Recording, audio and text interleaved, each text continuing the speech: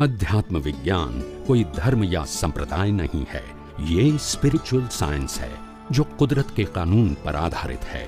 ये विज्ञान पूरे ब्रह्मांड के सभी रहस्यों को उजागर करता है और जीवन के सभी पहलुओं को समझने के लिए एक नई दृष्टि देता है। इसी को आर्ट ऑफ विजन कहते हैं, दुनिया को देखने की एक नई दृष्टि, जो अध्यात्म विज्ञानी परम पूज्य स्वामी श्री कमलेशानंद जी के निर्देशन में सनातन सत्य का अनुसंधान कर हमारे जीवन को प्रकाशित करे। जय सच्चिदानंद।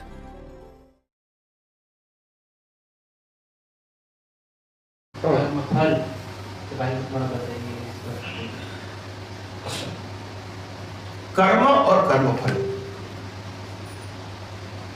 5 इंद्रियों से जो अनुभव में आता है ये सब कुछ कर्मफल है। क्या बताया? 5 ज्ञानेंद्रियों से जो कुछ भी दुनिया में अनुभव में आता है ये सब कर्मफल है। और जो अनुभव में आता है इसको मैं कैसे देखता जानता हूं, उससे कर्म बनता है। समझ में आया? नहीं समझ। जैसे 2 साल का बच्चा, उनके पास एक पार्ले का बिस्किट रख दो, इसका और दूसरे गोल्ड का बिस्किट रख दो, तो बच्चा क्या लेगा? गोल्ड का नहीं लेगा। क्यों? वो खाने के लिए वो नहीं, तो बड़े लोग क्यों लेते हैं? तो नहीं खाना इसलिए। दोनों में अंतर उनको समझ में आता है। तो बात समझ की है और खाने की है। पहले आपने उत्तर क्या दिया? आपने खाने का बताया है, खाने का नहीं बताओ, समझ का बताओ। 2 साल के बच्चे में समझ नहीं है कि पार्ले के बिस्किट की वैल्यू क्या है और गोल्ड की वैल्यू क्या है, और इसीलिए वो पार्ले का ही लेगा, क्योंकि उनको समझ क्या है, खाने के लिए काम आता है। मगर पहले समझ लिमिटेड है, वो तो आपको एक्सेप्ट करना पड़ेगा ना। वो पार्ले के बिस्किट का, वो गोल्ड के बिस्किट का त्याग नहीं करते हैं। क्या करते हैं? 2 साल का बच्चा क्या करता है? नहीं समझ में नहीं आता है। और 25 साल के बच्चे को हमने पार्ले का बिस्किट रखा और गोल्ड का बिस्किट रखा, तो कहा दोनों में से एक लेना है, तो वो क्या लेंगे? गोल्ड का। क्यों? उसको वो खाने में काम आता है इसलिए। बोलिए, उनको उसकी। और 50 साल के व्यक्ति के पास आपने पार्ले का बिस्किट रखा और गोल्ड का बिस्किट रखा, फिर भी उन्होंने गोल्ड का नहीं दिया, पार्ले का दिया, वो क्या नहीं है? वो नहीं समझ में आया। जीवन जीने के लिए खाने की जरूरत है, गोल्ड की जरूरत नहीं है। बोलते नहीं है, हाँ के ना तो बोलो। हाँ। तो जो जरूरी बात से माहिर होता है, इसको ज्ञानी कहते हैं। जो मौज शौक और मालिक के भाव से तृप्त होता है, वो गोल्ड की कीमत करेगा। बड़े होने के बावजूद भी समझ में आया कि नहीं? मैंने 3 व्यक्तियों को बताया, 2 साल का बच्चा, 25 साल का बच्चा और 50 साल का बच्चा। तीनों में अंतर क्यों बताया? ज्ञान के स्तर। ज्ञान के हिसाब से। समझ में आया कि नहीं? तीनों प्रकार के व्यक्ति के अंदर ज्ञान की कैटेगरी। जो 2 साल का बच्चा करता है वही 50 साल का बच्चा करता है, तो दोनों में क्यों अंतर है? बताइए।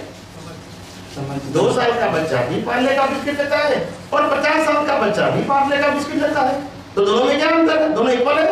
नहीं। एक बिना नहीं ज्ञान न होने से वो नहीं लेता है, और दूसरा ज्ञान होते हुए भी वो कहता है कि पार्ले का बिस्किट वो जीवन जीने के लिए काम आता है, गोल्ड जीवन जीने के लिए जरूरी नहीं।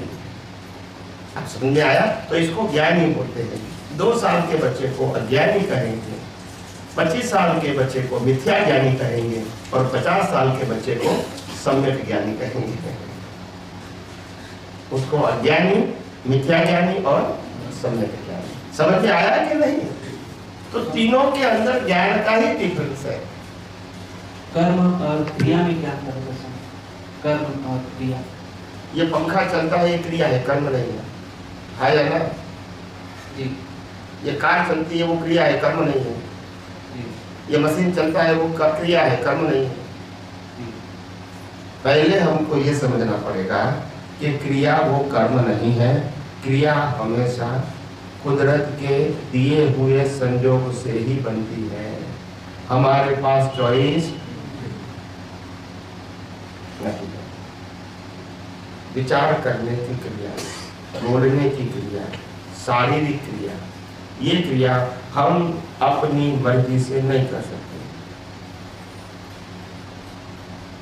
कुदरत ने दिए हुए संजोग के अधीन ही करना पड़ेगा। अभी तो यहाँ खाने की थाली पड़ी है, हम खाने की शुरुआत करें उससे पहले मोबाइल आ गया और मोबाइल ने कहा तुम्हारे पिताजी का एक्सीडेंट हो गया, खाना वही का वही रहेगा। क्रिया की स्वतंत्रता हमारे हाथ में, बोलते नहीं है, हाँ या ना तो बोलो। बोला हम खा सकते हैं तो खाओ। ये डॉक्टर ने कहा है कि डायबिटीज है, स्वीट बने हैं, देखने का खाने का, अभी क्या करेंगे? तो पैसा नहीं है, मिठाई नहीं है, मगर खाने का क्या करें? यही तो कर्मों का खेल है। आप समझे? घर से बेचारा हस्बैंड काम करके 8 घंटा करके काम करके घर पे आया और फिर कहा ऐसा करो तुम खाना परोस दो, मेरे को भूख लगी है तो मैं हाथ मुंह धो के आऊँ, तुम खाना परोस दो। तो वाइफ ने कहा नहीं, अभी जाओ, तुम्हारा बच्चा हॉस्पिटल में पड़ा है, पहले वहां जाके आओ, बाद में खाना मिलेगा। तो फिर वो क्या करेगा? जानना ही पड़ेगा।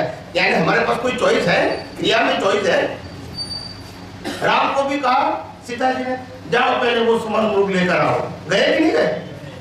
और यहाँ रावण सीता जी को उठा के ले गए। तो किसके पास चॉइस है बताओ तो सही, है कहीं? राम को तो गाड़ी पे बैठना था, नहीं बैठना था, मगर कहाँ जाना पड़ा? तो क्या उनके पास चॉइस है? पसंदगी है? संजोग के अधीन जाना पड़ा है। तो जो राम ने रावण के साथ युद्ध किया, क्या वो राम की मर्जी थी? उन्होंने समझाने की कोशिश नहीं किया? किया कि नहीं किया? फिर भी क्या हुआ? यानी जो होना है इसको कोई टाल, आप आपकी बुद्धि से क्षमता के अधीन प्रयास कर सकते, करो, मगर वही होगा जो कुदरत को मंजूर है। और कुदरत वही करवाती है जो आपका कर्म है। कुदरत अपनी मर्जी से कुछ भी नहीं करती है और कर भी नहीं सकती है। उसका काम तो एग्जाम का रिजल्ट देना है। वो अपनी मर्जी से किसी को सुख दुख के संजोग नहीं दे सकते। स्वामी जी, अभी जो हम अभी